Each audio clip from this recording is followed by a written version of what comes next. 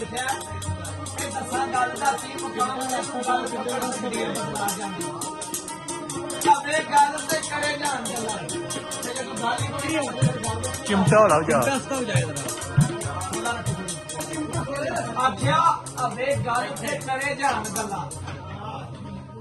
पर गल किसे दी किसे नूं खा जांदी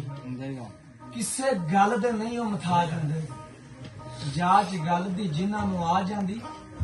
गल वल जे साईं सरदार दसे बड़ी दूर दा सैर करा जांदे ते गल वालियां दी सदा गल रहनी अगू बाबे जवाब दिता आख्या गल वालियां दी सदा गल रहनी लंन धर गले जेड़े लोग न गले जिन्हां नूं गल है ना कोई याद सजण दी ओ रोंदे पे ने थले पास चले पर करके गल जो रहे ने अपनी गल उत्ते उन्हां लखां दुख ते चले जरा नहीं हले